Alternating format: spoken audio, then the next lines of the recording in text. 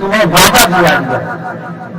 اب علماء کرام فرماتے ہیں کہ قالوا رب اللہ سے مراد کیا ہے کہ جب رب نے عالم ارواح میں ایک جلسہ فرمایا، تمام روحوں کو جمع کیا اور فرمایا الستو بربکم، اے روحو بتاؤ کیا میں تمہارا رب نہیں ہوں؟ سب سے پہلے جو جواب دیا وہ ہمارے آقا حضرت محمد مصطفیٰ احمد مجتبیٰ صلی اللہ علیہ وسلم کی روح مقدس نے جواب عرض کیا کہ بلا یا اللہ کیوں نہیں، تم ہمارا رب ہے۔ تو مصطفیٰ کے جواب کو سن کر باقی تمام روحوں نے عرض کیا بلا یا اللہ تم بھی ہمارا رب ہے اور تم ہی ہمارا پالنے والا ہے۔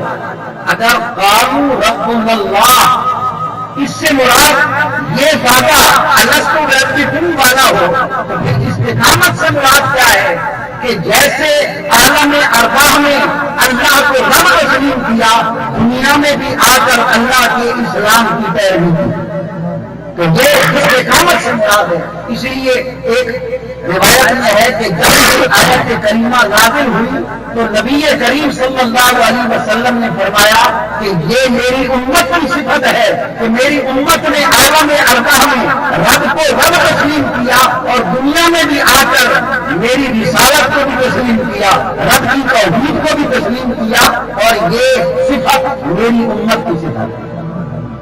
تو استقامت سے مراد ایک تو یہ ہے۔ دوسرا متفرق اقوال ہے استقامت کے متعلق۔ حضرت عثمان غنی رضی اللہ تعالی عنہ فرماتے ہیں استقامت سے مراد یہ ہے کہ اپنے اعمال کو ریاکاری سے بچانا، کہ ریاکاری نہ ہو۔ اگر ایک بندہ نماز پڑھ رہا ہے، دل میں یہ ہے کہ میں نماز پڑھ رہا ہوں، لوگ مجھے نمازی کہیں، تو پڑھ تو اگرچہ نماز رہا ہے لیکن وہ اپنے لیے عذاب کا سامان بنا رہا ہے، کیونکہ ریاکاری سے اپنے نیک اعمال کو بھی اکارت کر رہا ہے۔ اس لیے حدیث پاک میں آتا ہے کہ جو سخی ریاکار ہوگا، جو شہید ریاکار ہوگا، جو عالم ریاکار ہوگا، قیامت کے دن رب ان سے فرمائے گا تم نے سخاوت کیوں کی تھی؟ عرض کرے گا یا اللہ تیری رضا کے لیے۔ اللہ فرمائے گا نہیں، تم نے سخاوت کی تھی بندوں کو دکھانے کے لیے، جب تم نے دکھایا تو تمہیں وہ جزا بھی مل گئی، آج تیرا قیامت میں تیرا کوئی بدلہ نہیں ہے، تو جنت جہنم میں جائے گا۔ اسی طرح وہ عالم، وہ شہید جو ریاکار ہیں، ان کو جہنم میں بھیجا جائے گا۔ معلوم ہوا استقامت سے مراد یہ ہے اچھے عمل بھی کرو، ریاکاری سے بھی بچاؤ، لوگوں کو دکھانے سے محفوظ رکھو۔ اور حضرت علی کرم اللہ تعالیٰ وجہ کریم فرماتے ہیں کہ استقامت سے مراد کیا ہے کہ رب کے فرائض ادا کرنا، جو اللہ نے انسان پر فرض مقرر فرمائے ہیں ان کی پابندی کرنا، ان کو بجا لانا، یہ استقامت ہے۔ پھر استقامت جو ہے یہ بہت اعلیٰ چیز ہے، اگرچہ اس میں مشکلات ہیں لیکن اس کا پھل بڑا بہترین ہے۔ چنانچہ کسی ایک ولی سے آدمی نے پوچھا کہ جناب آج تک ہم نے آپ کی کوئی کرامت نہیں دیکھی۔ چنانچہ علماء فرماتے ہیں خواجہ نظام الدین محبوب الہی کے پاس ایک آدمی گیا، 12 سال ان کی خدمت میں رہا اور آخر میں کچھ بتائے بغیر اجازت لینے کے لیے حاضر ہوا۔ آپ نے فرمایا ملا اتنا عرصہ ہو گیا ہمارے پاس تم رہ رہے ہو، نہ کچھ بتایا اور نہ ہی کچھ سنایا، ایسے ہی اجازت مانگ رہے ہو، آنے کی وجہ کیا تھی؟ کہنے لگا میں آیا تھا کہ آپ کی کرامت دیکھوں، 12 سال کے عرصہ میں نے آپ کی کوئی کرامت نہیں دیکھی، واپس جا رہا ہوں۔ آپ نے فرمایا کہ شریعت کا علم رکھتے ہو؟ عرض کیا حضور ہاں جانتا ہوں، فرض کیا ہے، واجب کیا ہے، مستحب کیا ہے؟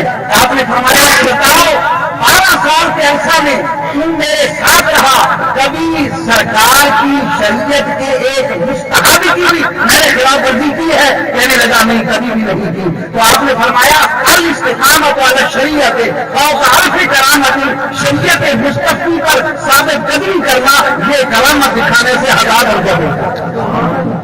معلوم ہوا کہ استقامت ہے بڑی مشکل، لیکن استقامت کے بعد صلہ بڑا بہترین ہوتا ہے۔ پھر استقامت علی الدین، استقامت علی الاسلام، یہ ہر وقت ہونی چاہیے۔ کیسے؟ رانجھ میں بھی استقامت دین ہو، خوشی میں بھی استقامت عظیم ہو. کچھ لوگ رنج میں ایسی ایسی باتیں کر جاتے ہیں جو کفریہ کلمات ہوتے ہیں، اور خوشی میں ایسی ایسی حرکات کرتے ہیں، نہ تو شریعت مستقی اجازت دیتی ہے اور نہ ہی انہیں اپنا اخلاق اجازت دیتا ہے. اگر خوشی ملی شراب نوشی شروع کر دی، شادی کی تو پھر کیا شرابیں پینا شروع کر دی، اور کیا کیا کام شروع کر دیے. بلکہ استقامت کا مطلب یہ ہے اگر خوشی ہے اسلام کے طریقے کے مطابق چلو، غمی ہے تو جیسے اللہ کے رسول نے فرمایا اسی طرح کرو. چنانچہ کسی نے کیا ظفر نے کہا کہ ظفر آدمی اسے نہ جانیے گا وہ اتنا ہی صاحب فہم ہو سکا جسے عیش میں یاد خدا نہ رہی، جسے تیش میں خوف خدا نہ رہی. خواہ عیش ہو خواہ تیش ہو، اس میں استقامت الدین یہ انتہائی ضروری ہے. اور ایک صحابی اپنے غلام کو مار رہے تھے تو آواز آئی کہ جناب اپنے غلام کو تم مار رہے ہو، تم بھی کسی کے مجرم غلام ہو. جب دیکھا تو سرکار دو عالم صلی اللہ علیہ وسلم فرما رہے ہیں میاں اس کو کیوں مار رہے ہو، تم بھی تو ایک آقا کے خطاکار غلام ہو، یعنی رب ذوالجلال کے غلام ہو. اب جیسے رب تمہاری تمام تر خطاؤں کو معاف کر کے تمہیں نعمتیں عطا کر رہا ہے، تم بھی اسی طرح لوگوں کو معاف کر دیا. چنانچہ شاہ جہاں مغل خاندان کا ایک بادشاہ تھا، ہندوستان پر بادشاہی کرنے والا. اس نے ایک اپنا تخت بنایا جو 9 کروڑ روپے کا تخت تھا، اور جب اس کی تخت نشینی کی مجلس سجائی گئی تو وہ تخت پر بیٹھ کے پھر اٹھتا ہے، کھڑا ہوتا ہے، کھڑا ہو کے 2 رکعت نماز نفل پڑھتا ہے. لوگوں نے پوچھا جناب یہ کیا موقع ہے نفل پڑھنے کا؟ اب سنیے اور اندازہ لگائیے کہ اس وقت کے شہنشاہ پاک کس طرح رب ذوالجلال کو یاد کرتے تھے. لیکن آج ہم اگر ایک بار کے ممبر بن جائے پورے نہیں سناتے. ارے خوشی میں بھی دین اسلام کا دامن پکڑو، غمی میں بھی دین اسلام کا دامن پکڑو. چنانچہ وہ کہنے لگا کہ بھائی مصر میں فرعون کی بادشاہی تھی، مصر کی اس کی مملکت میری حکومت ہندوستان کی حکومت سے کم تھی، اور اس نے جو تخت بنایا تھا وہ تھا ہاتھی دانت کا تخت، وہ بھی میرے تخت سے کم قیمت کا تھا. لیکن جب وہ تخت پر بیٹھا وہ اٹل گیا اور اس نے اعلان کیا انا ربکم الاعلی، میں بڑا خدا ہوں تمہارا. اب میں اتنی بڑی سلطنت کا بادشاہ یہ 9 کروڑ روپے کا تخت تیار کر کے بیٹھا ہوں. میں نے کہا کہیں مجھے نفس غرور میں نہ لا دے. میں اٹھا اور اپنے سر کو ہاتھ پہ رکھ کے رب ذوالجلال کی عزت کا اقرار کیا، اپنی جنت کا اقرار کیا کہ کہیں مجھے نفس دھوکے میں ڈال کر مجھے کہیں متکبر نہ بنانا. اور یہی شاہ جہاں جب اس نے جامع مسجد دہلی کی بنیاد رکھی، سنگ بنیاد رکھا، تو اس نے کہا بھائی ہے کوئی بندہ کہ جس نے آج تک نماز تہجد ادا نہ کی ہو وہ سنگ بنیاد رکھے. ہر ایک آدمی پیچھے ہٹ گیا. خود شاہ جہاں آگے بڑھ کے سنگ بنیاد رکھتا ہے اور رب ذوالجلال کی تعریف کرتا ہے.